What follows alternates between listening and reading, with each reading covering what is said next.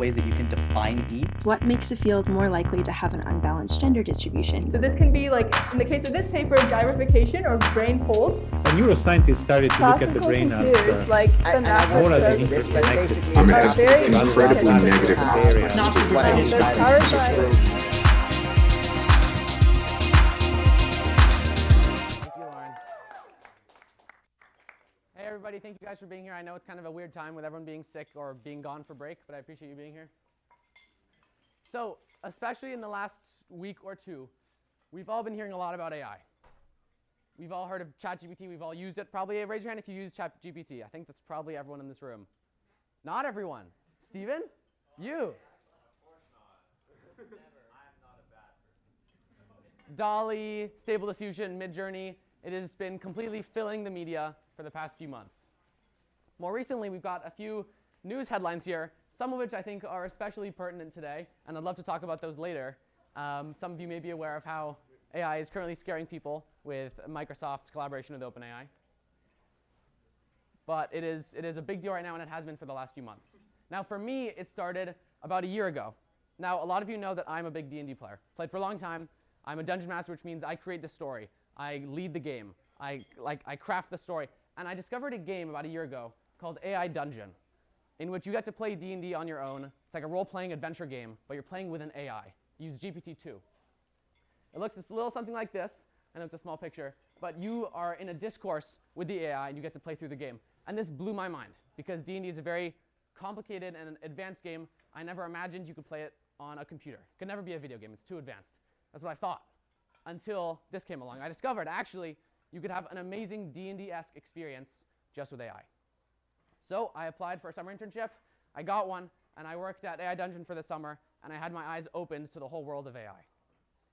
Over the summer, we implemented GPT-3, which is a far superior model of GPT-2, as well as I got to see basically the rise of AI art over the course of last summer. It was fascinating.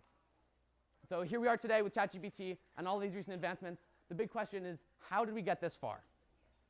Well, it started a while back, actually, in the 1950s. It started with checkers. At Dartmouth, they created the first machine learning model. It was very basic. I mean, you guys know how old and simple computers were in the 50s.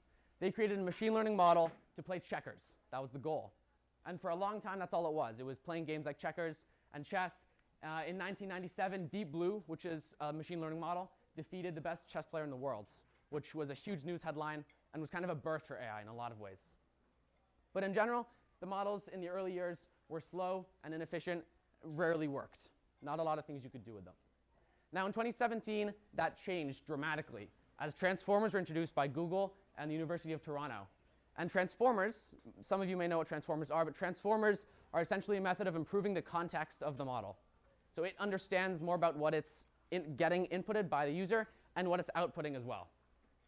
Now within transformers, we were introduced to attention and self-attention, which are two important concepts which I'm going to explain in a second. And this paper is called Attention is All You Need. And again, this was released by Google and University of Toronto in 2017. So here is a visual representation of what transformers look like. So it's first important to recognize that before transformers, when translating, which is the reason transformers were invented, translating between English and French specifically, this would be a straight line here. The model would have a data set in which it would have French words and English words. It would compare them, and it would go word by word and translate. So the word agreement in English would be translated to the same word in French, and that would be that. That's as far as it could go. Now with transformers, the context advanced enough that it would regard other words in the sentence that was being input, and so the output was far more advanced, and it could capture the actual grammar of French, which was groundbreaking. So this is highlighting here how one word in the English sentence is referring to multiple in the French sentence, and thus the model has become a lot more complex in a very short amount of time. It understands the context of the sentence. So attention and self-attention, just repeating, it is a way of getting very sophisticated associations between the words by assigning something called weights to the word. And the weights are basically how important associations between the words are. So if you go back, the lighter these squares are, the heavier the weights. Now, something that self-attention introduced was the fact that the models could actually understand what the words meant. So I'm not saying that the AI is sentient, but before it would just predict the next word in the sequence, Now it actually understood the meaning of the word due to the database that it had. So for example, the word server, when it goes through a transformer, it can recognize based on the context of the surrounding sentence whether it means a waiter or whether it means a computer server. Something which would have been very easily confused in previous models and in previous generations of AI. And this is important because what this means is that AI can read and analyze really well. It does not just write. It does not just complete the text by adding words to the sequence. It can actually understand what is going on when it's looking at an input. So after 2017, we see something which I consider something of a Cambrian explosion in the space of machine learning and AI as the model complexity skyrocketed. So for example, AlphaGo. Anyone heard of AlphaGo in here? AlphaGo was a model made to play Go really well. You guys know the game Go, hopefully. And AlphaGo was the model that defeated the Go world champion in a whole bunch of matches. That model, which was made in 2016, had 13 layers which are basically repetitions of analytics that the model goes through. I'm not going to explain all of it. And 30 million parameters. Parameters, you can think of them like dials and knobs, which you can use to fine-tune the model and tweak it to improve it. Now, in 2021, GPT-3 came out with 96 layers and 175 billion parameters. Orders of magnitude larger than AlphaGo only a few years before, and this is in no small part due to transformers. So we are now in a phase which some refer to as the transition, as we are transitioning into a society where AI is accepted and used in industry, in school, and in personal life. And it's a very interesting time for us all to be in. It's a very interesting time for us all to be discussing the topic in. ChatGPT has played a large role in introducing the general public to AI, with over 1 million users in the first 48 hours, which I believe is one of the fastest product launches of all time, if not the fastest. And so now AI is being integrated into society, and that is the period that we refer to as the transition. So I'm going to go real quick into a small study that I conducted here at Nueva, because I want to provide some context that we can all understand as students and educators. Just want to clarify, I'm in no way endorsing the use of AI in a school context. We'll look at the results, and I'll explain why. It does not mean you should be using AI in your school papers. That is absolutely not the intention here. And not only do I not endorse it, I would not recommend it. I'll explain why. So for this data set, I had 4 essays, 2 which were written by students, myself and another student, and 2 which I used AI to write. Now, I'll explain exactly how I use AI to write them in a little bit, and we can ask questions about that later. But the important part is we had 4 essays, 2 of each type, and 2 of our fantastic history teachers, Tom and Sushu. Can we get around for them, please? They took the time out of their busy schedules this last week to grade those 4 essays with a rubric with 5 standards, because not all applied, like class citizenship. I don't know how you're going to grade that with an AI essay. They took the time out of their week to grade those, assign rubrics to them so we could have some data to look at. Now, the prompts for these essays were a few different prompts from the History 301 curriculum, and we can get into that later if you guys are more curious. And it is important that the teachers did not know which essays were written by AI and which were written by students. And I want to start just by saying the data set is small, and I recognize that these results are by no means conclusive. This study will be continued. So here's what we're looking at. Take it in. These are the rubrics with the 5 standards from the 4 essays. The first 2 are written by students and took probably about 4 hours. That's an estimate. I forget exactly how long they took.